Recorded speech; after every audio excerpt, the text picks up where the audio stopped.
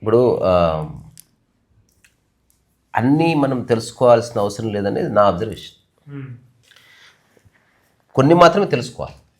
ఇప్పుడు ఉదాహరణకి గాఢ నిద్ర ఎందుకు పడుతుంది అన్నది తెలుసుకోకూడదు. ఉన్న నిద్ర వ్యక్తి ఇప్పుడు మన ఇద్దరం ఇన్ని రోజులు ఎందుకు కొట్లాడలేదు అని అనుకోకూడదు. స్నేహం దెబ్బతినే ప్రమాదం ఉంది.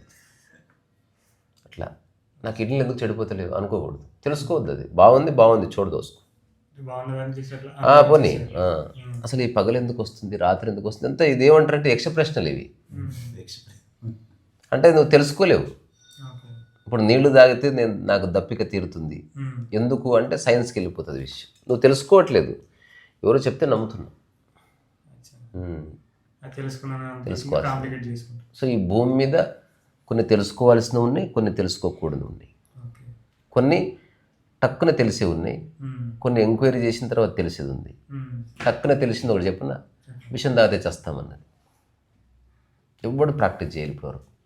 కానీ ఒక్కడ కూడా ఫెయిల్ అవుతలేడు.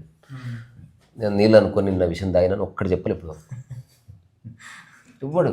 అసలు ఎంత 100% నాలెడ్జ్ ఉందంటే ఈ విషయంలో every one awakened as for as poison is concern.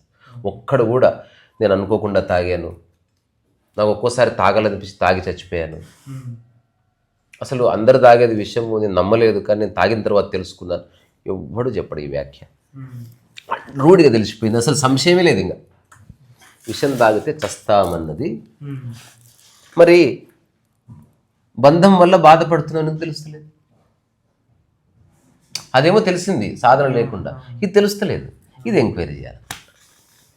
అంటే అదే అంటున్నా, అది ఎంక్వైరీ అవసరం లేదు, తెలిసిపోయింది నీకు, డౌటే లేదు. బంధం వల్ల బాధ వస్తుంది. అటాచ్మెంట్ అనేది వద్దని బుద్ధుడు చెప్పాడు, రమణ తాత చెప్పాడు. సో అటాచ్మెంట్ లేని చోటనే జీవితం ఉంటుంది. ఓకే, ఇప్పటి నుంచి బంధం లేదు అని కూడా చెప్పట్లేదు. అంత ఈజీ కాదు బంధం వదిలేసుకోవడం అనే చెప్తున్నారు. ఎందుకు ఈజీ కాదన్నది ఎంక్వైరీ. సో ఈ భూమి మీద మనిషికి ఎంక్వైరీ చేసే ఆప్షన్ ఓన్లీ ఒక్క డైమెన్షనే మిగిలింది. అదేంది? ఆలోచన ఏమిటి, ఆలోచన వల్ల నువ్వు పడుతున్న ఇబ్బంది ఏమిటి, ఎంతవరకు ఆలోచన చేయాలి, ఆలోచన ప్రభావానికి లొంగకుండా ఎట్లా ఉండాలి, ఈ ఆలోచన నుంచి ఎట్లా విముక్తి పొందాలి, ఇట్లాంటి కొన్ని ప్రశ్నలు ఎంక్వైరీ చేస్తున్నాడు. నేను చిన్న చర్చ వస్తే జనరల్గా ఇప్పుడు నీ పేరు కూడా ఒక ఆలోచనే అని ఆశ్చర్యపోయాడు. నీ ఊరు అన్నది ఒక ఆలోచనే, రిపీటెడ్గా చేయడం వల్ల నీకు నిజం అనిపిస్తున్నది. ఇప్పుడు దేవుడు అన్న ఆలోచన రిపీటెడ్గా చేయబడ్డది. ఇంటి పేరు రిపీటెడ్గా కూడా వాడబడుతుంది, వంశం రిపీటెడ్గా వాడబడుతుంది, ఊరి పేరు రిపీటెడ్గా వాడబడుతుంది, ఈ ఫోన్ నాది రిపీటెడ్గా వాడబడుతుంది. సో ఈ నాది అన్నదానికి ఆధారం రిపిటేషనే.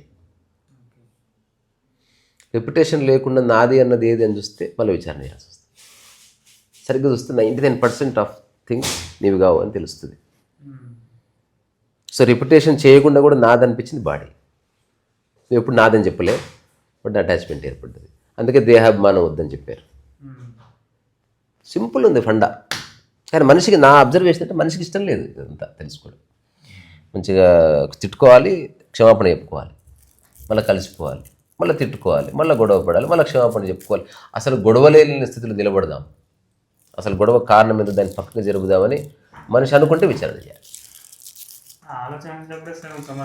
దొరుకుతుంది. విచారణ చేస్తే అయిపోయా. ఆలోచనని చూద్దామని మొదలుపెట్టిన క్షణమే లిబరేషన్లోకి ఎంటర్ అవుతాడు మనిషి. దొరికిపోతుంది. అట్లా ఏదో సినిమాలో నేను చూశాను, ఏదో కారణం చేత ఒక వ్యక్తి ఒక ఊరిని వదిలేస్తాడు, ఇది జరుగుతుంది. తర్వాత అతను చాలా చాలా చాలా కార్యక్రమాలు చేస్తాడు, ఊర్లో వాళ్ళందరూ అతను రమ్మని అడుక్కుంటారు, రాడతను. సో ఫైనల్గా అతను ఏదో బుల్లెట్ తగిలి డెత్ బెడ్ మీద ఉన్నప్పుడు ఆ ఊర్లో పెద్ద మనిషి వెళ్ళి చెప్తాడు, ఆ రోజు నిన్న ఆ మాట అన్నందుకు నువ్వు ఊరు వదిలి వెళ్ళిపోయావు, సో ఆ మాట ఉపసంహరించుకుంటాను, సారీ చెప్తాను, ఊరికి వచ్చాయంటే అప్పుడు అతను నవ్వుతూ చెప్తారనమాట. నేను చాలా ఏళ్ళ వరకు అదే అనుకున్నా, కానీ నాకు ఇప్పుడు రియలైజేషన్ అంటే నువ్వు అనకపోతే ఏదో కారణం వెతుకొని ఊరి నుంచి వెళ్ళిపోయేవాడు. నేను యాక్చువల్ రియాలిటీ అది అని చెప్తాడు అనమాట.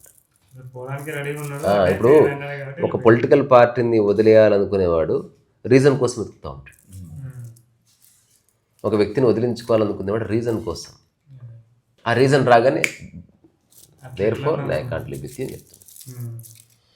అట్లా. సో ఎక్కడ విచారణ కూడా రీజన్ కావాలి. నిజంగా ఎప్పుడో సఫర్ అయినప్పుడు, ఇరుక్కపోయినప్పుడు, సఫకేటింగ్గా ఫీల్ అయినప్పుడు ఏంది లైఫ్ అనే ఒక ప్రశ్న వస్తుంది. అట్లా 1000 మందికి వస్తే ఆ 1000 మందిలో అందరూ విచారణ చేసి 999 మంది పావుగంట వదిలేస్తారు. మళ్ళీ ఒక సారీకో దేనికో పడిపోతారు. ఇంకా సారీ చెప్పిండి వదిలేసిన మళ్ళీ కథం మళ్ళీ స్టార్ట్.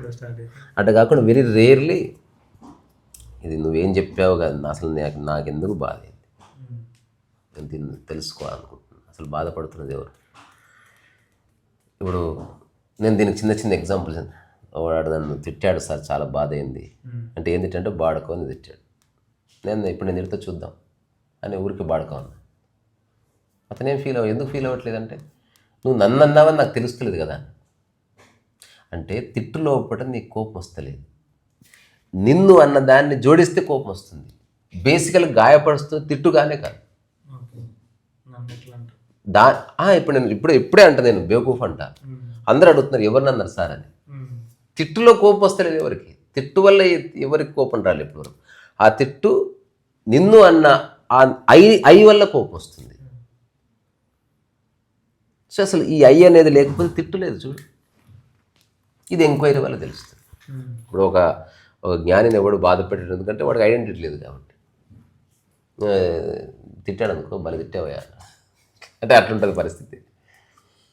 ఒకవేళ అతను ఏదైనా యాక్ట్ చేసినా దానికి ఒక ప్రతిస్పర్ధనో లేకపోతే పగనో ప్రతీకారముగా సందర్భం అంతే. ఒకరిని కొట్టొచ్చు, తిట్టొచ్చు, ఏమైనా చేయొచ్చు, బట్ అది సందర్భమే తప్ప పూర్వాగ్రహం అయి ఉండదు. ఇప్పుడు కక్ష అంటే ఏంది, పూర్వాగ్రహం కదా. అంటే 5 ఏళ్ల క్రితం గుర్తుపెట్టుకున్నది ఇప్పుడు కొట్టడం మీద జరిగింది. తర్వాత ఇప్పుడు ఇద్దరు కొట్లాడినప్పుడు పూర్వాగ్రహం తీసుకొస్తారు.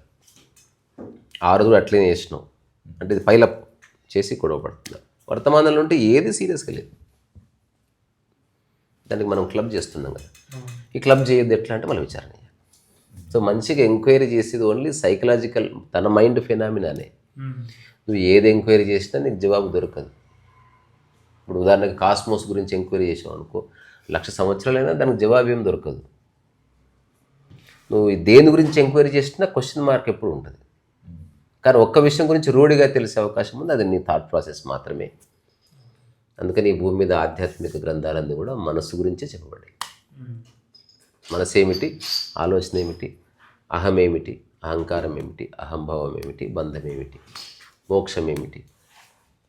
నిద్రలో ఉన్నవాడికి ఇవేవి లేవు, నిద్రలో మనసు లేదు కనుక. జ్ఞానికి మనసు ఉండదు కనుక ఇవేవి లేవు. చిన్నపిల్లవాడికి మనసు ఉండదు కనుక ఇవేవి లేవు. మరణించిన వాడికి మనసు ఉండదు కాబట్టి ఇవేవి లేవు. అంటే మోక్షం కావాలన్న కోరిక నలుగురికి లేదు. చిన్నపిల్లవాడికి లేదు, పిచ్చివాడికి లేదు, తర్వాత నిద్రలో ఉన్నవాడికి లేదు, మరణించిన వాడికి లేదు. ఇంకొక్కడికి మోక్షం అన్న ఆలోచన లేదు. ఎవరికైతే ఆలోచనలతో సంబంధం లేదో వాడికి లేదు. ఇది ఎవడో గురువు చెప్పాడు. ఇప్పుడు నేనే ప్రవచనం ఇస్తున్నా. ఇది అవునా కాదా అంటే విచారణ చేయాలి. బాగా చెప్పాడు గురువు అంటే అక్కర్లేదు. దీంట్లో 2 ప్రపాత్. ఇప్పుడు ఒక మాట చెప్పాడు, ఆలోచన అబద్ధం, దాన్ని నమ్మడానికి వీల్లేదు. ఎప్పుడన్నా ఆలోచన ఇబ్బంది అయితే ఓం నమః శివాయ అనుకోండి, ఎంత సర్దుకుంటుందో అని గురువు చెప్పాడు. ఇప్పుడు వెదురుగున్న 1000 మంది ఆ క్షణమే 2గా చీలిపోతారు. ఎప్పుడు మానవ జాతి పరిణామ క్రమంలో ఇది ఎప్పుడు జరిగింది. ఆ 2లో చీలిపోయిన వాళ్ళు 99% ఒక దిక్కుంటారు, ఒక్కరు దిక్కుంటారు. 99% నమ్మేవాళ్ళు, 1% విచారణ చేశారు. ఏది చెప్పినా ఇప్పుడు సద్గురు చెప్పాడు అనుకో, the experience of Shiva is something very ultimate అని చెప్పాడు. ఆ విన్న 1000 మందిలో 99.9% మంది ఒక దిక్కు వచ్చేస్తారు. అది వినగానే, వింటున్న ప్రతి మాట విభజిస్తూ ఉంటుంది మనిషిని. ఎప్పుడు మానవ జాతి 2 భాగాలే, ఒకటి నమ్మేవాళ్ళు, ఒకటి తెలుసుకునేవాళ్ళు. నమ్మేవాళ్ళంతా విచారణ చేయాల్సిన అవసరం లేదు, తెలుసుకునేవాడు నమ్మడు. నమ్మేవాడికి ప్రశ్నలు లేవు, తెలుసుకునేవాడికి ప్రశ్న ఉంది. నమ్మేవాడు ఆనందంగా హాయిగా బ్రహ్మాండంగా ఉంటాడు. తెలుసుకున్నాడు దమాక్ ఖరాబ్ చేసుకుని ఆ గోడ ఈ గోడ గుద్దుకొని పిచ్చుడే తిరుగుతాడు. నమ్మేవాడు ఎవరిని నమ్ముతున్నాడో వాడికి బందీ అయి ఉంటాడు. తెలుసుకున్నవాడు నిజమైన విముక్తిలోకి వస్తాడు. ఇది బ్యూటీ అన్నమాట. ఇంకా వాడు తిరుగుతాడు అట్లా. ఇప్పుడు ఒకసారి నేను చిన్న జెన్ కథ చదివా, అబ్సర్డ్ స్టోరీస్ అని. జువాంగ్సు లాంటి వాళ్ళు అదే this full of fury and అని చెప్పి full of fury and noise which signifies nothing అని అబ్సర్డ్ స్టోరీస్ గురించి చెప్తారనమాట. చాలా ఫేమస్ స్టేట్మెంట్ అది కొడదాం. ఒక అబ్సర్డ్ స్టోరీ అబ్సర్డ్ అంటే తెలుసా తెలుగు అర్థం? అబ్సర్డ్ అంటే వినడానికి విడ్డూరంగా ఉన్నది, నమ్మశక్యం, వింటున్నావు కానీ యూ కాంట్ బిలీవ్ ఇట్.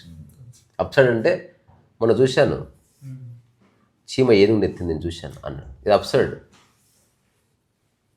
అలా జరగదని నీకు 100% తెలిసిన వింటున్నావు, absurd.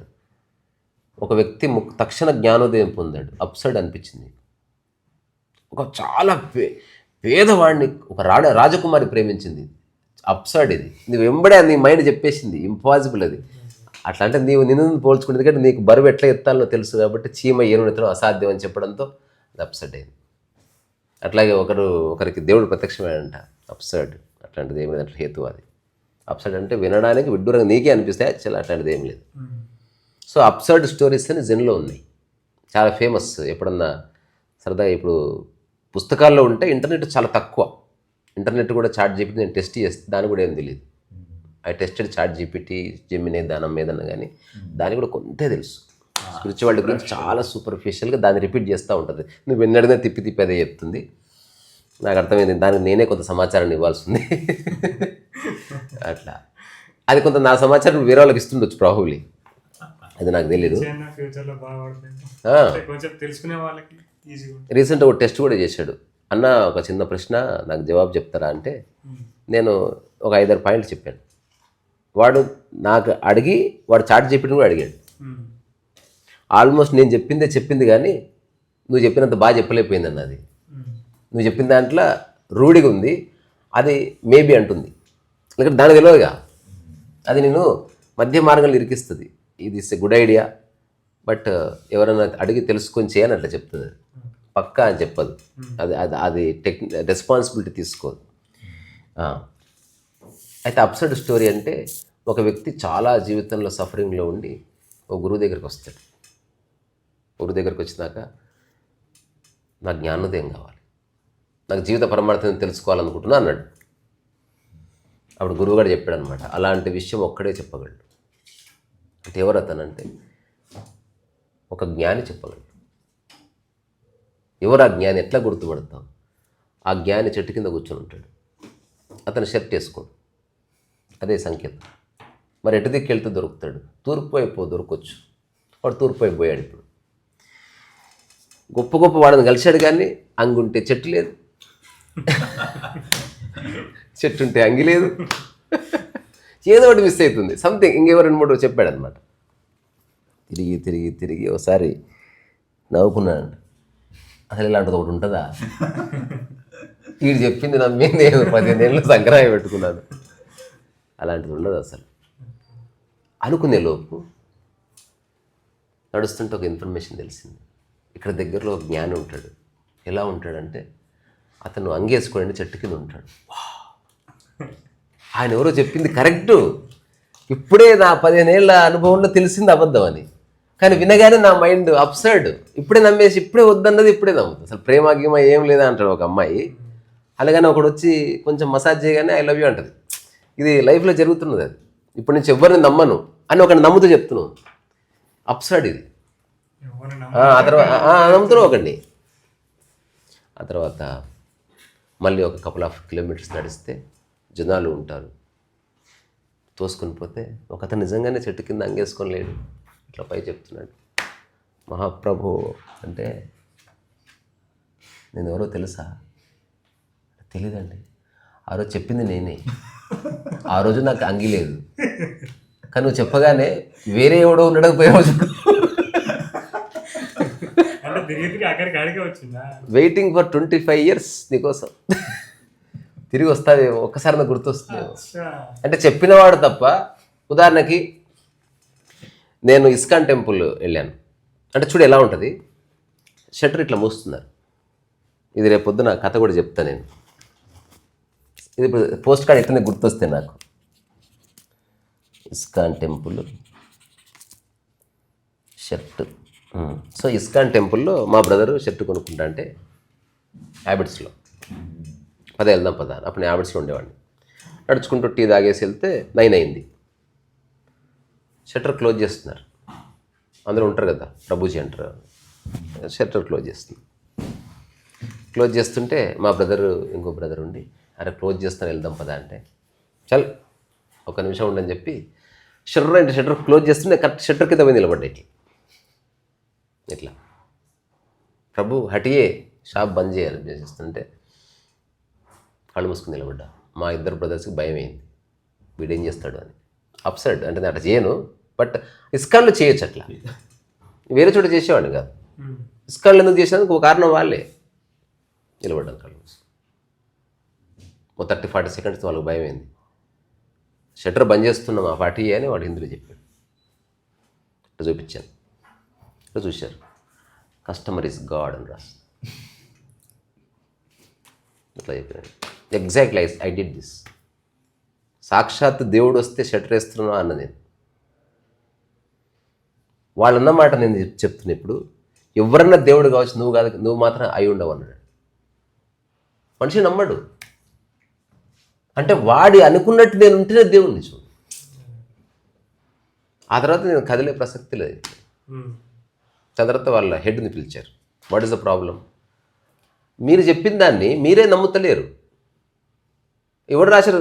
Only few customers are god అని రాయి నా కొడక. నువ్వు కస్టమర్ గాడ్ అని రాసినప్పుడు ఎవ్రీ కస్టమర్ ఇస్ గాడ్ అని డిస్టింక్షన్ ఎట్లా ఉంటుంది?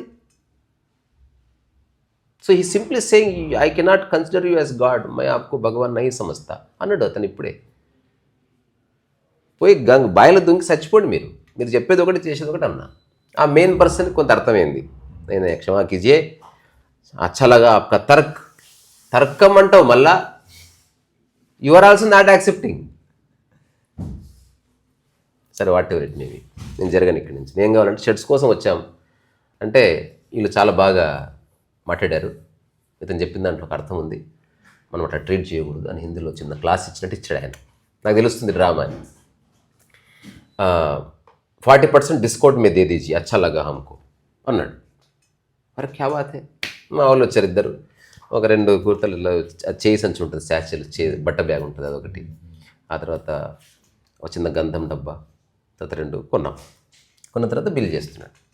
అప్పుడు అతను చెప్తున్నాడు, యాక్చువల్ స్టాక్ అంతా కొత్తది వచ్చింది, ఇందటి స్టాక్ ఏమో అనుకొని 30% ఆఫ్ అన్నారు. బట్ 30% ఆఫ్ ఉండదు, ఓన్లీ 5% ఆఫ్ ఉంటుంది. నేను ఇవ్వను. ఇవ్వకపోతే ఎట్లా అన్నాడు. మీరు సార్ ఇస్తాడు, చెప్పింది ఆయన కదా అంటే మళ్ళీ పిలుచుకొచ్చారు సార్. లేదు సార్ చెప్తున్నారు కదా అంటే నువ్వు ఉత్త మాట వరుసగా చెప్పినావు నాకు. మీరేం ఇసుకాను వాళ్ళు రా బాబు, ఇట్లున్నారా ఇట్లా అన్నా నేను. దాంతో ఆయన డబ్బులు కట్టాడు. బయటకు వచ్చిన తర్వాత అక్కడితో చర్చ అయిపోలే. అతను కొంచెం క్యూరియాసిటీ అనిపించింది, నిజంగా కృష్ణుడే వచ్చాడేమో అన్నంత భయం వేసింది అతను. ఏమో చెప్పలేం కదా, టెస్ట్ అయ్యి ఉండొచ్చు. ప్రభుజీ ఆప్ కహాసే హే ఆప్ అన్న తర్వాత సరే ఎలాగో కొంచెం ప్రొలాంగ్ చేస్తాడు కదా, షాకింగ్ కొంత షాక్ ఇస్తే అట్లీస్ట్ ఒక నిద్రలేని రాత్రి గడుపుతాడు కదా నేను. ఎందుకంటే వాళ్ళంతా ఒక లూప్లో ఉంటారు కదా, ఎవడో రావాలి కొంచెం బురదలు పెట్టాడు. నేను మా బ్రదర్తో చెప్పాను, ఒక్క నిమిషం పని ఉంది అని చెప్పి, నేను ఒక ఆర్డినరీ మ్యాన్ని అని చెప్పి, నాకు పేరు గిరి అట్లా ఏం లేదు, ఆయిసా కైసా అవుతా. అరే నేను చెప్పేది ఎందుకు నమ్ముతలేదు మీరు? మీకు నచ్చే ఆన్సర్ నేను ఎందుకు ఇవ్వాలి? నేను చెప్పేది జవాబు అయిపోయింది, బాత్ ఖతం హోగా అని చెప్పిన తర్వాత ఇప్పుడు ఏం రాస్తున్నారంటే, ఐఎమ్ రైటింగ్ భగవద్గీత. अच्छा बहुत अच्छी चीज़ है, आप भगवद्गीता लिख रहे हैं. ఇప్పుడు మీ శ్రీల ప్రభుపాద వారు ఉన్నారు కదా, ఇస్కాన్ ఫౌండర్, ఆయన భగవద్గీత యాజ్ ఇట్ ఈజ్ అని రాశాడు. ఆల్మోస్ట్ అని రాద్దాం అనుకుంటుంది, ఘోరంగా అఫెండ్ అయ్యింది.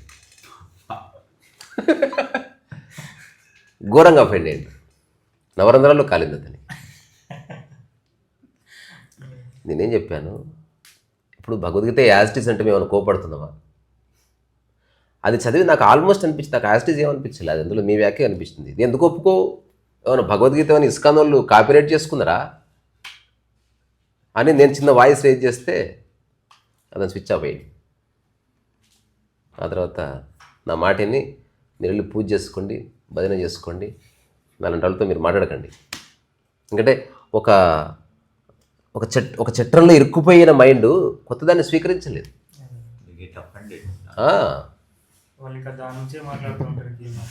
అట్లా అప్సైడ్ అన్నట్టు. ఇప్పుడు అతను విని నమ్మలేకపోయింది అన్నది. సో ఎవరెవరైతే లైఫ్లో ఇది బంధాలు ఇరుక్కున్నారో అట్లా చేశారో గురువు చెప్పింది అప్సైడే ఉంటుంది, అసలు బంధం లేదు. ఇప్పుడు సద్గురు సుబ్రహ్మణ్యం గారి పుస్తకాలు ఉంటాయి, అంతా అప్సైడే ఉంటుంది మొత్తం. Every statement is upside. దుఃఖంలో ఉన్నవాడికి ఆనందం ఉంటుంది, దుఃఖం లేని వాడికి ఆనందం లేదని అప్సైడ్ అది. ఆదిశంకర్ల వారు చెప్పిన స్టేట్మెంట్స్ అన్నీ అప్సైడ్. నేను శరీరం కాదు, నేను మనసు కాదు, ఏమీ కాదు, నాకు తల్లి లేదు, తండ్రి లేదే. ఎట్లా? నేను గురువుని కాదు, శిష్యుని కాదు, నాకు ఊరు లేదు, పేరు లేదు, నాకు జ్ఞానం లేదు, బుద్ధి లేదు, మరి రాస్తున్నది ఎవరు? అప్సైడ్. అద్వైతం ఉన్నది ఒకటే, చెప్తున్నది ఎవరికి? ఇప్పుడు ఉన్నది ఒకటే అయినప్పుడు ఎవరికి చెప్తున్నావు? ఒకరికి చెప్తున్నావు అంటే రెండోది ఉందిగా. ఇదంతా అప్సైడే. అందుకని ఈ భూమి మీద ఎంక్వైరీ చేయాల్సింది మన ఆలోచన విధానం. మనల్ని నిజంగా ఇబ్బంది పెడుతున్నది ఆర్థిక సమస్యలు కాదు, ఏమీ కాదు, మన మైండ్. తద్వారా క్రియేట్ చేసుకున్న కొన్ని ఫిక్స్డ్ మైండ్స్ ఎవరికైనా, దానివల్ల మనం క్రియేట్ చేసుకున్న డస్ట్ అంటే మన పర్సెప్షన్స్ కావచ్చు, మన ఇమాజినేషన్స్, మన లైఫ్ ఎక్స్పీరియన్సెస్ కొన్ని పెట్టుకుంటాం, అట్లాంటివన్నీ అవి మనకు అడ్డుపడతా ఉంటాయి నిరంతరం, మాటికి అడ్డు వస్తూ ఉంటాయి. ఇప్పుడు మనం కట్టుకున్న పంచ మనకే అడ్డు వస్తుంది ఒక్కొక్కసారి, అట్లా మన అద్దాలు మనకే అడ్డు వస్తాయి, మన పిల్లలు మనకే నిద్ర డిస్టర్బ్ చేస్తూ ఉంటాయి, అంటే మనది మనకే అడ్డు వస్తుంది ఇక్కడ. అట్లా మన ఆలోచనలు మనకే అడ్డు వస్తూ ఉంటాయి. అందుకని ఇప్పుడు పిల్లలు అడ్డు వస్తున్నారు, చిన్న ఉయ్యాల తయారు చేశాడు మనిషి, తీసి పక్కన నూకాడంతే, క్లియర్ చేసుకున్నాడు. పంచ అడ్డు వచ్చింది, కొంచెం పై కట్టుకున్నాడు, క్లియర్ అయింది. మీసం అడ్డు వచ్చింది, కట్ చేశాడు. ఒక శత్రువు అడ్డు వచ్చాడు, చంపేశారు. మరి ఆలోచన ఏం చేయాలన్నదే ఎంక్వైరీ. ఆలోచన అడ్డు వస్తుంది కాబట్టి దాన్ని చూస్తే, ఓహో ఆలోచన ఒక వస్తువులాగా ఉపయోగించుకోవాలి, దాంతో ఐడెంటిఫికేషన్ వద్దు అని చెప్పినప్పుడు అప్సైడ్ అనిపిస్తుంది. అటు ఉంటుంది గురూజీ. ఇప్పుడు మీరు గురూజీ అంటే అవునంటే అది మరి ఆలోచన కాదా? ఇప్పుడు అడిగాడు, పెట్టుడు మీసం అన్నాడంట గురువు. అంటే ఉందిగా, కనిపిస్తుంది కానీ పెట్టుడు మీసం అన్నాడు. నెక్స్ట్ గురువు ఎవరంటే ఎవరు వస్తే వాడికి మీసం పెడతాడు. తెలుసుకో, ఇది పర్మనెంట్ పోస్ట్ కాదు. శిష్యుడున్నందుకే గురువుగా కనిపిస్తున్నాను. శిష్యుడిని గురువుగా చూసిన వాడు నిజమైన గురువు. ఇది అప్సర్డ్. ఎందుకంటే ఒక శిష్యుడికి ఒకవేళ గురువు చెప్పేది అర్థం కాకపోతే వాడు సీనియర్ శిష్యుడు అవుతాడు, సీనియర్ డిసైపుల్ అవుతాడు, సీనియర్ సాధకుడు అవుతాడు అంతే. ఈ కెన్ నెవర్. అందుకే ఇప్పుడు ఆదిశంకరాచార్య పరంపరలో సన్యాసులుగానే మిగిలిపోతారు, భక్తులుగానే, చాలా గొప్ప భక్తులుగా మిగిలిపోతారు. కానీ వెరీ రేర్లీ వాడి బ్యారియర్ నుంచి వాడు గురువుగానే వచ్చేసాడు అక్కడికి. వాడు భక్తుడిగా వచ్చేవాడు భక్తుడిగానే ఉంటాడు. ఇది ఒక రహస్యం. శిష్యుడిగా వచ్చేవాడు శిష్యుడిగానే ఉంటాడు ఎప్పటికీ. వాడు మంచి శిష్యుడు అవుతాడు, గొప్ప శిష్యుడు అవుతాడు. వాడు ఎప్పుడు గురువు స్థాయికి రాలేడు. గురువు స్థాయికి రావాల్సిన వాడు గురువే అయి రావాలి. వాడు శిష్యునిలాగా ఉందామని వచ్చాడు, వాడు గురువే.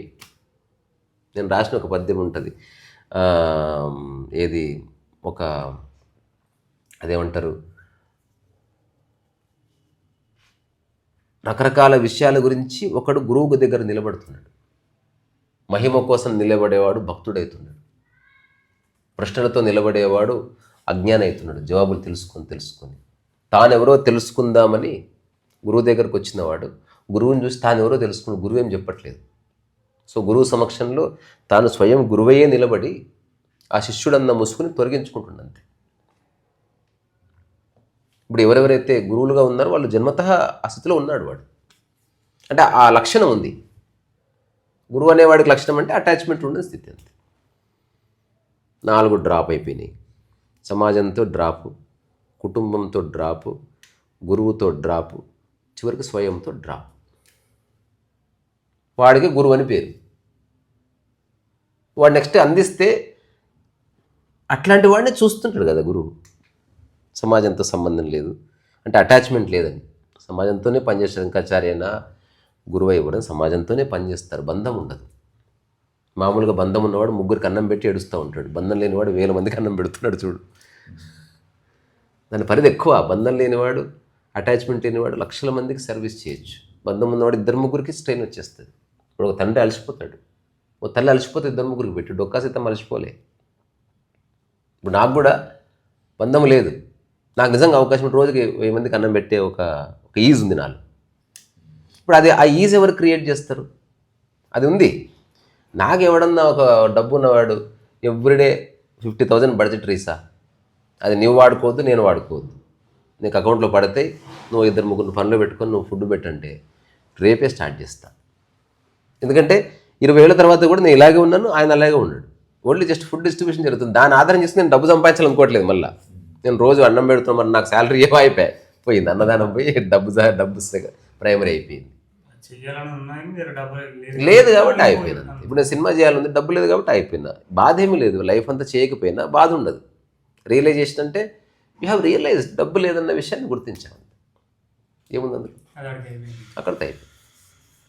నువ్వు డబ్బు కోసం ప్రయత్నం చేసి చేయకూడదు, అలసట అవుతుంది. నువ్వు పని చేస్తుండే అలాంటి వాళ్ళు వస్తే ముందుకు వెళ్ళిపో. ఇది ఎలా ఉందంటే నడుచుకుంటూ పో, కారు వస్తే లిఫ్ట్ ఎక్కిపో, దిగితే దిగెళ్ళిపో. No attachment. లక్ష్యం లేదు, నువ్వు చేరవలసిన గమ్యము లేదు, నీ వాళ్ళు లేరు, పరాయి వాళ్ళు లేరు, నీడ్స్ ఉన్నాయి, అది అటాచ్మెంట్ లేకుండా చేయడం. సో అందుకని ఆధ్యాత్మిక పరంగా ఎక్కువ తెలుసుకునేది ఏమి లేదు.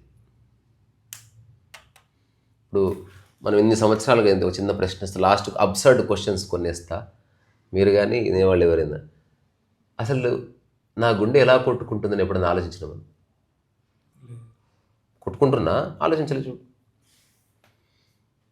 నా మిత్రపిండాలు నేను చూడాలరా ఒకసారి అనేవాడిని ఒక్కడు చూపి. నీవే కదా, ఎందుకు చూడట్లే? నీ ముఖం బాగుండాలనుకుంటున్నావు, దాన్ని కడుగుతున్నావు, టూత్పేస్ట్ వేస్తున్నావు, లిప్స్టిక్ వేస్తున్నావు. నీలోనే ఉండి నీకు అంటకుండా ఉన్నవి కొన్ని ఉన్నాయి. అవి లోపట ఉన్న వాటిని ఒకటి, అవి నిన్ను బతికిస్తున్నాయి చూడు. నీలోనే ఉండి నీదై ఉండి నీకు అంటకుండా ఉన్నదాన్ని దైవం అని పిలిచారనమాట. ఆధ్యాత్మికత అంటే నీతోనే ఉంది, అది నీకు అంటకుండా ఉంది, నీకు ఆనుకొని ఉంది, నీ చుట్టే తిరుగుతుంది గాలి అనుకో. ఇప్పుడు భూమి మీద ఆకలి చావులు అంటారు, లేకపోతే కులాల గురించి కొట్లాడతారు, మతాల గురించి కొట్లాడతారు. జస్ట్ ఏదన్నా ఒక మెకానిజం ఉంటే ఒక 1/2 గంట గాలి తీసి అన్ని కొట్లాటలు పోతాయి. ఎందుకంటే కొట్లాడే మనిషి పోయి అన్నిటికీ ఆధారభూతమైన అన్కండిషనల్ గుంచుడు. సో ఆధ్యాత్మిక లక్షణం అది, అన్కండిషనాలిటీ. అన్నిటికీ ఆధారభూతము, అది లేకపోతే ఏది లేదు, అది అనంతంగా ఉంది. ఇంతకంటే గొప్ప వరం ఉందా? అత్యంత అవసరం డబ్బు అనుకుంటున్నాం, అది అందుబాటులో లేదు, దమాక్ ఖరాబ్ అయ్యి. బంగారం ఇష్టం, అందుబాటులో లేదు, దమాక్ ఖరాబ్ అయ్యి. శృంగారం ఇష్టం, అమ్మాయి అందుబాటులో లేదు, దమాక్ ఖరాబ్ అయ్యి. కీర్తి ఇష్టం, వస్తలేదు, దమాక్ ఖరాబ్ అయ్యి. అదే గాలి ఇష్టం, అవసరం, అది రాకపోతే చచ్చిపోతావు. అదొక్కటి అన్కండిషనల్గా అబండెంట్గా అంటారు కదా, అన్లిమిటెడ్ వైఫై. దానికి తాత గాలి, అన్లిమిటెడ్. ఎంతనో పీల్చుకో, ఎంతనో వదిలిపెట్టు, ఫ్రమ్ ఎనీ హోల్, నీ ఇష్టం కదా. అందుకని నా అన్వేషణలో నాకు తెలిసింది ఏమిటంటే, ఓన్లీ ఆలోచన అర్థం చేసుకోవడం వరకే నువ్వు చేయవలసింది ఎంక్వైరీ. వ్యక్తిగతంగా అదొక్కటి నేను లిబరేట్ చేస్తుంది. అట్లా కాకుండా లోకహితం, అదేమో వ్యక్తిగత. లోకహితం ఏమిటి? ఒక మెడిసిన్ తయారు చేసేవాడు ఆలోచిస్తాడు, అది పర్సనల్గా తన కోసం కాదు, ప్రజల కోసం. ఇప్పుడు ట్రాన్స్పోర్టేషన్ తయారు చేసిన వాడు, వాళ్ళంతా గొప్పవాళ్ళు, దేవదూతలు వాళ్ళంతా. ఒక ఫోన్ తయారు చేసిన వాడు, దానికి మనం హీరోలకు కాదు మొక్కవలసింది, ఫోన్ తయారు చేసిన వాడికి నువ్వు ఫ్యాన్ అవ్వాలి. వాడిని అసలు తలుచుకొని కూడా తలుచుకో. మనిషి దొంగనా కొడుకు, అసలు ఏమాత్రం ఉపయోగం లేదు హీరోల వల్ల. ఇంకా నీ పైసలు వేస్ట్, నీ టైం వేస్ట్. మళ్ళీ నువ్వు దగ్గరికి పోతే వాళ్ళకి అసలు లైక్ కూడా చేయరు. నువ్వు ముట్టుకుంటే బాక్సర్ తీసి అవతలు ఇసిరేస్తారు. అది ప్రోడక్ట్, అది షార్ట్ లివ్ ప్రోడక్ట్. ఫోన్ చూడు, ఎవరో ఎక్కడో ల్యాబ్లో పనిచేసి గ్రహం బెల్ తాతకెళ్ళి స్టార్ట్ చేస్తే అట్లా నువ్వు వాడే ప్రతి వస్తువుని తయారు చేసిన వాడిని నువ్వు ఫ్యాన్ అవ్వాలి, అతన్ని నువ్వు ఇష్టపడాలి, వాళ్ళ పేర్లు నీ కొడుకులకు పెట్టుకోవాలి. గ్రహం బిల్లని పెడితే గ్రహం గంట అని పెట్టుకో అంటే ఎట్లా అట్లా అంటే సంభవం మన తెలుగు కల్చర్ అంత ఇష్టం అనుకుంటే ఇట్లా పెట్టుకో.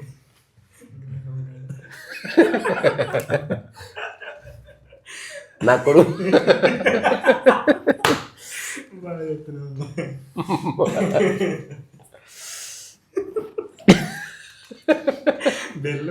అంతే కదా. గ్రహం అంటే మన గ్రహం అనే పదం ఉంది, అనుగ్రహం ఉంది, ఉపగ్రహం ఉంది, శని గ్రహం ఉంది, రకరకాల గ్రహాలు ఉన్నాయి. నేను రీసెంట్గా చిన్న చర్చ జరిగితే నేను గ్రహాల గురించి తెలుసుకోవాలనుకుంటున్నాను. ఒకడు ఆయన వచ్చాడు, ఇగో నీ ముందే తిరిగే గ్రహం ఒకటి ఉంది, అది నేనేం చెప్పాను. అట్టెట్లా? అరే గురువు తిరిగే గ్రహం అయ్యా, అందుకే ఆ గ్రహం నీకు అనుగ్రహాన్ని ఇస్తుంది. ప్రతిదీ తిరిగేది గ్రహమే. ఇప్పుడు నువ్వు కక్షలో తిరుగుతున్నావు చూడు, ఇక్కడి నుంచి ఇంటికి వెళ్తావా, ఇంటి నుంచి టీ షాప్కి వెళ్తావా, మళ్ళీ నైట్ ఇంటికి వెళ్తున్నావు కదా, మళ్ళీ నైట్ పడుకున్నావు బెడ్రూమ్లో బాత్రూమ్కి వెళ్తావా, మళ్ళీ అక్కడికి వస్తావు, మళ్ళీ బాత్రూమ్కి వెళ్తావా, మళ్ళీ అక్కడికి వస్తావు. సో నువ్వు కక్షలో తిరుగుతున్నావా నువ్వు గ్రహాన్ని. అట్లా నా గ్రహము కానిది అసలు కనిపించట్లేదు. అందుకని నీ గ్రహాలు ఏమో పైన ఉన్నాయి అనుకుంటున్నావు, నా చుట్టూ అన్ని గ్రహాలు ఉన్నాయి అట్లా. సో కక్షలో తిరిగినప్పటికీ నిశ్చలంగా తిరిగేవాడు సూర్యుడు అనమాట. సో శిష్యుడు గ్రహము, గురువు సూర్యుడు. గురువు తిరిగినా నిశ్చలంగా ఉన్నాడు, శిష్యుడు డిస్టర్బ్గా తిరుగుతున్నాడు. అట్లా అంటే ఎట్లా చూసుకుంటే అట్లా. అందుకని వేరే గ్రహాల గురించి నాకు తెలియదు, కనిపించే గ్రహాల గురించి నాకు ఒక ఐడియా ఉంది. మరి గ్రహాల ఇంపాక్ట్ అందరి మీద ఒకేలా ఉంటుంది. అటెట్లుంటుంది, సూర్యుడు ఇంపాక్ట్ ఒకేలా లేదా? ఈరోజు పుట్టినవాడికి ఒకలాగా, రేపు పుట్టినవాడికి ఒకలాగా, అట్లేం లేదు.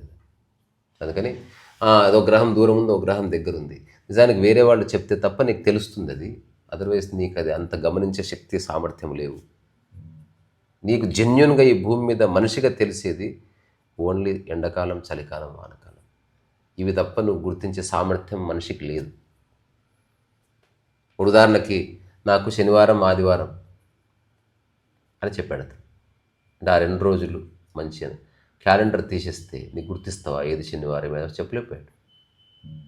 అంటే ఎందుకు ఇట్లా మోసం చేసుకుంటున్నావు? నిన్ను వారం రోజులు కళ్ళకు గంతలు కట్టి, లేదా నీకు 2 రోజులు మత్తు మంది ఇచ్చి చీకటి గదిలో ఉంచి లేపిన తర్వాత ఏ వారం అంటే చెప్పలేవు. అప్పుడు నువ్వు వారం క్యాలెండర్ చూసి నీ రోజు నేను నిర్ణయిస్తున్నావా, లేకపోతే నీ లోపలికి మంచి చెడు క్యాలెండర్ ద్వారా వస్తుందా? విచారణ చేస్తే తెలిసింది అసలు క్యాలెండర్ లేదు. లైఫ్ అర్థమైతే శనివారం లేదు, ఆదివారం లేదు, మంచి రోజు లేదు, చెడ్డ రోజు లేదు. మన మైండ్ బాగుంటే అంత బాగుంది. నువ్వు నిద్రలో ఉంటే ఏ రోజు లేదు, పూర్తి మెలకువలో ఉన్న ఏ రోజులు, అన్ని రోజులు మంచివి. కానీ మనం ఆలోచించట్లేదు. నా అబ్జర్వేషన్ అంటే ఆలోచించట్లేదు. బేసిక్ థింకింగే. గొప్పగా ఆలోచించి రాకెట్ చేసి అంత అక్కర్లేదు. అరే ఎందుకు ఇట్లా నేను సఫర్ అవుతున్నా అని క్వశ్చన్ చేసుకుంటే సరిపోతుంది. అదొక చేసుకోమని నాకు అర్థమైంది. ఏంది లూప్లో ఉన్నాడు మనిషి. సినిమా పాట కనుక లూప్లో వస్తూ ఉంటుంది. పొద్దున్న నిద్రలేస్తానే వాట్సాప్ చూసుకోవాలి, పాలు తాగాలి, ఛాయ్ తాగాలి, భార్యతో మాట్లాడాలి, ఇట్లా ఒక లూప్. మళ్ళీ రేపు మళ్ళీ లూప్ తప్పు కాదు. లూప్లో అవేర్గా ఉండడం ఉంది, లూప్ అలవాటు కావడం ఉంది. ఒక గురువైన లూప్లో ఉండాల్సింది తప్పదు కదా. సూర్యుడు లూప్లో అవేర్గా ఉండాలి. లూప్లో చేస్తున్నావు ఎరుకలో. రెండోది అన్కాన్షియస్ అంటే లూప్లో కొట్టుకుపోతుంది. Check check check check check check check check check check check విషేసరికి నువ్వు ఉన్నావా లూప్లో? ఓకే, ఎట్లా తెలుసు?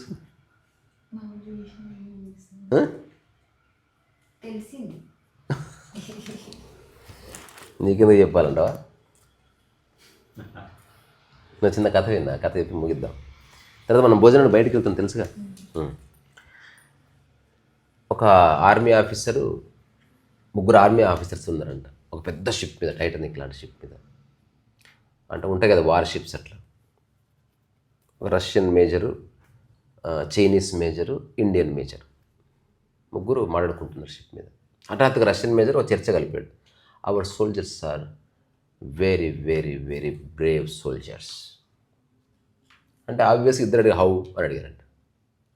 I will prove it right now. అని చెప్పి రష్యన్ సోల్జర్ని పిలిచాడంట. వాడు వచ్చి రిపోర్ట్ చేశాడు. చేసిన తర్వాత jump, take 1 round swim and come and report to me అంటే వాడు జంప్ చేశాడు. జంప్ చేసినాక వీడు చెప్పాడు, ఇందులో ముసళ్ళు ఉండొచ్చు, తిమింగళాలు ఉండొచ్చు సముద్రంలో, we're in the deep sea now. కానీ నా కమాండ్కి యాక్సెప్ట్ చేసి జంప్ చేశాడు. తనకు చాలా ధైర్యంగా. That's way our soldiers are really great అంటే వాడు వచ్చాడు. సార్ వచ్చాడు. అప్పుడు అమెరికన్ చైనీస్ సోల్జర్ అంటే our soldiers also very brave అంటే హౌ అంటే వాడు పిలిచాడంట. జామ్ అంటే వచ్చాడు. వచ్చిన తర్వాత జంప్ 15 రౌండ్స్ అన్నాడంట. వాడు జంప్ చేశాడు. ఒక పావు గంట 20 నిమిషాలు గంట సేపు అయింది. ఏదైనా వచ్చాడు. వాడు వచ్చి ఇట్లా ఆల్మోస్ట్ డెక్ మీద పడుకొని రిపోర్టింగ్ సార్ అని పడిపోయాడు. ఇప్పుడు వీళ్ళిద్దరు ఇండియన్ దిక్కు చూశారనమాట. చూస్తే మా సోల్జర్ కూడా బ్రేవే సేయింగ్ ఒకసారి ఇట్రా. వాడు వచ్చి సార్ జంప్ 50 రౌండ్స్. అసలు నిన్ను ఎవడరా మేజర్ చేసింది? బుద్ధి ఉందా నీకు? బట్టలు ఉత్తుకుంటే పిలిచినావు. నీకు ఎవడరా శాలరీ ఇచ్చింది అసలు? మీరిద్దరు అందరూ ఊసుకు కవులు చెప్పుకుంటున్నారా మీరంతా? ఇచ్చిన కొడుకులంతా పని చేసుకోకుండా చూసినావా? జనరల్ మాటనే వాడు కేర్ చేస్తాడు. ఎంత డేర్ అన్నట. ఇది రియల్ డేర్. మీ ఊళ్ళో తిమింగలాలు షార్కులతో వాడు చూడ నన్నే ఎడబెట్టిండు. అరిరా పోరా.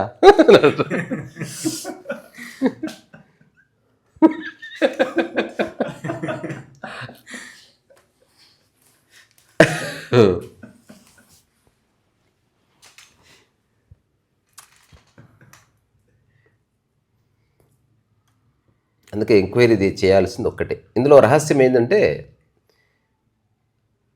ఇది చేయనంత వరకు తెలియదు, చేస్తే క్లియర్ ఉంటుంది విషయం. అంటే ఆ స్టెప్ తీసుకోవడమే కష్టం హ్యూమన్ లైఫ్లో. అది వెరీ రేర్ అనమాట. రేర్లీ ఒక పర్సన్ ఆగుతాడు ర్యాట్ రేస్ నుంచి. రేర్లీ ఒక పర్సన్ కాంపిటీషన్ నుంచి బయటకు వచ్చి చూస్తాడు. రేర్లీ లూప్ నుంచి చూస్తాడు ఒకడు. Very rare. మిగతాదంతా వెరీ రేర్ అనమాట. ఆలోచన వల్ల ఇట్లా అయింది, అసలు ఆలోచన ఎందుకు వస్తుంది అనడంతో స్టార్ట్ అవుతుంది.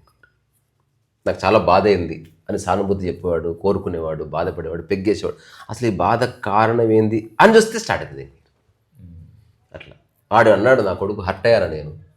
సినిమాలో కనిపిస్తుంది కదా, నేను హర్ట్ అయ్యాను కక్ష, ఇదంతా జనరల్. అసలు హర్ట్ అయ్యేది ఏమిటి అంటే ఎంక్వైరీ స్టార్ట్. అసలు ఏందిరా పిచ్చిలు వేస్తుంది, దమా ఖరాబ్ అవుతుంది, టైంపాస్ అవుతలేదు. అసలు టైంపాస్ ఎవరికి అవుతలేదు, అసలు ఎవరు అది అది స్టార్ట్ అవుతుంది ఎంక్వైరీ.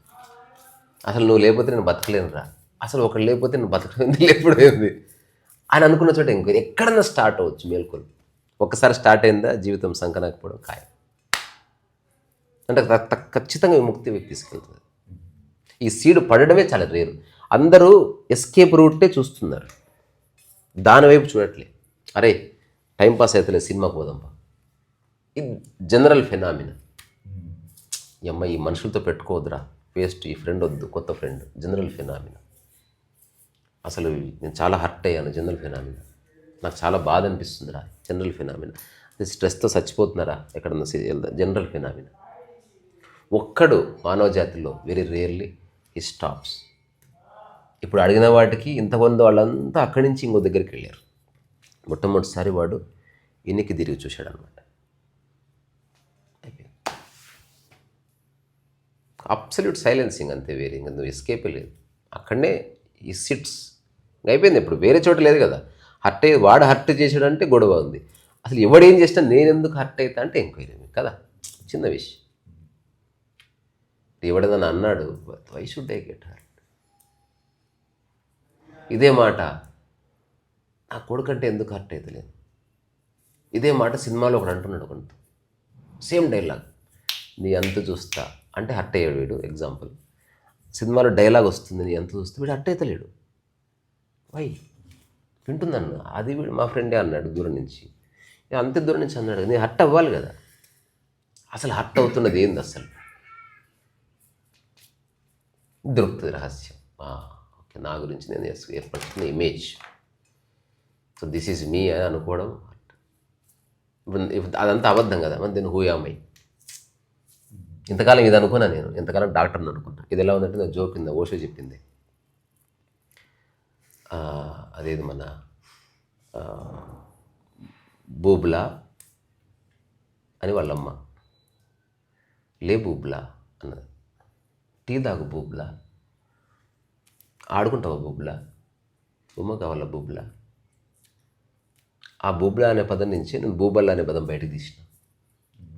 అదంతా ఐ క్రియేటెడ్ క్యారెక్టర్ కాళ్ళు బూబల్లా. అట్లా అట్లా అట్లా అట్లా ఒక 3 ఏళ్ళు అయింది. గుడ్ మార్నింగ్ బూబ్లా. వాళ్ళమ్మ, నూడిల్స్ తింటావా బూబ్లా, ఏది మా అమ్మీ అని వాడు అంటున్నాడు. అక్క వచ్చింది చూడు బూబ్లా, పికప్ ఆడుకుందాం బూబ్లా, stars look at the stars బూబ్లా. ఇది ఎవ్రీడే మనం మాట్లాడుతున్నాం కదా ఎవ్రీడే పిల్లలతో. వాడు ఫస్ట్ టైం స్కూల్కి వెళ్ళాడు. వాళ్ళ అమ్మ ఆనందానికి అవదులేదు. స్కూల్కి పంపించిన తర్వాత సాయంత్రం ఎదురు చూస్తూ ఉంది డోర్ దగ్గర. ఫస్ట్ డే స్కూల్కి వెళ్ళాడు కదా కొడుకు. వాడు రావడం బ్యాగ్ తీసి వాళ్ళ అమ్మ ముఖం మీద ఇసురు కొడితే ఇసురుకపడదట. లోపలికి వెళ్ళి సీరియస్ నిలబడ్డాడు. ఏమైందంటే, నా పేరు బూబ్లా కాదంట, నా పేరు వినయ్ అంట. అంటే ఈమె అని అని బూబ్లా అనుకున్నాడు వాడు. అది ముద్దు పేరు. అది ఫస్ట్ టైం స్కూల్లో రిజిస్టర్లో వేరే పేరు ఉంది. అట్లా ఓషో ఏం చెప్తాడంటే, ఇట్లా అబద్ధ పేరే నీదనుకుంటున్నావు అని ఓషో ఆ టాక్లో చెప్తాడు. డిడ్ యూ అండర్స్టాండ్ బూబ్లా వాట్ ఐమ్ సేయింగ్ అనమాట. యు ఆర్ ఆల్ బూబ్లాస్. You are thinking that your false image is your original image. Your original image is vast. You have to uncover it. You have to discover it. Until and unless you remain as bublas. Bubla. అంటే నవ్వుతారు. ఓషో అట్లా అన్న బూబ్లా నవ్వుతారు అందరు.